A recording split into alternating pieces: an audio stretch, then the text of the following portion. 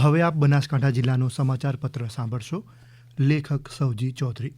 બનાસકાંઠા જિલ્લામાં જુલાઈ માસ દરમિયાન ધાર્મિક, સામાજિક, વિકાસલક્ષી અને કૃષિ ક્ષેત્રે અનેક મહત્વપૂર્ણ ઘટનાઓ બની.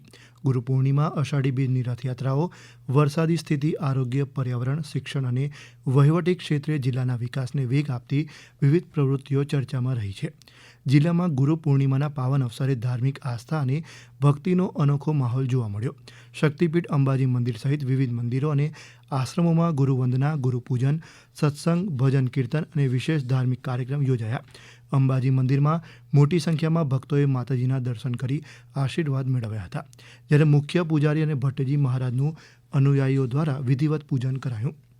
અષાઢી બીજના પાવન પર્વે સમગ્ર જિલ્લામાં ભગવાન જગન્નાથજીની ભવ્ય રથયાત્રાઓ શ્રદ્ધા અને ઉત્સાહ સાથે યોજાઈ ગઈ. પાલનપુરમાં 55મી પરંપરાગત રથયાત્રા, ડીસામાં 28મી ભવ્ય રથયાત્રા તેમજ અંબાજી, દિયોદર, થરાદ, વાવ અને દાંતીવાડા સહિત અનેક સ્થળોએ રથયાત્રામાં મોટી સંખ્યામાં ભક્તો જોડાયા હતા.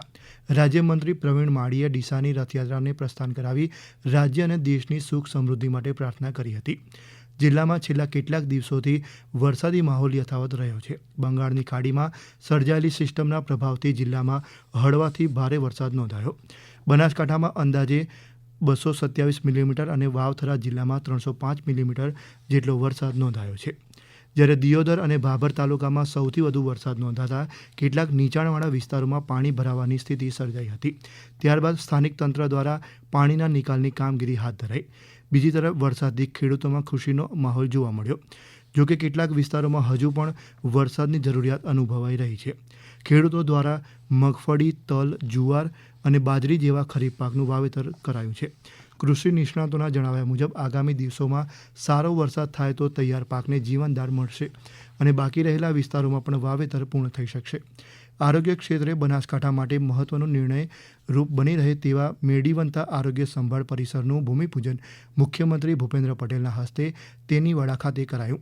અંદાજે 450 કરોડ રૂપિયાના ખર્ચે તૈયાર થનારા આ પરિસરમાં multi speciality hospital, medical college અને સંશોધન કેન્દ્રની સુવિધાઓ ઉપલબ્ધ થશે, જે ઉત્તર ગુજરાતના લોકોને આધુનિક આરોગ્ય સેવાઓ પૂરી પાડશે. પર્યાવરણ સંરક્ષણ માટે અંબાજી નજીક બનાસ ડેરી દ્વારા seedball for green wall season 6 અભિયાનનો પ્રારંભ કરાયો. તે અંતર્ગત આગામી 15 દિવસ દરમિયાન અરવલ્લીની ગિરિમાળામાં 1 કરોડથી વધુ સીડબોલનું વાવેતર કરાશે. આ સાથે ડીસાના ડાવસ ગામમાં રાજ્યના પ્રથમ મહાવન કવચ પરિયોજનાનું પણ લોકાર્પણ કરાયું, જ્યાં મિયાવાકી પદ્ધતિથી 2 લાખથી વધુ વૃક્ષોનું વાવેતર કરાશે. વહીવટી ક્ષેત્રે પણ જિલ્લાને મહત્વની ભેટ મળી છે. જમીન દફતર સંબંધિત સેવાઓને સરળ બનાવવા માટે તાલુકા કક્ષાએ 12 નવી જમીન દફતર નિરીક્ષક કચેરીઓ કાર્યરત કરવામાં આવી. તેનાથી હવે લોકોને જિલ્લા મથક સુધી ધક્કા ખાવાની જરૂર નહીં પડે. શિક્ષણ ક્ષેત્રે શાળા પ્રવેશોત્સવ અને કન્યા કેળવણી મહોત્સવ અંતર્ગત વાવ-થરા જિલ્લાના અનેક ગામમાં ઉત્સાહભેર કાર્યક્રમ યોજાઈ ગયા.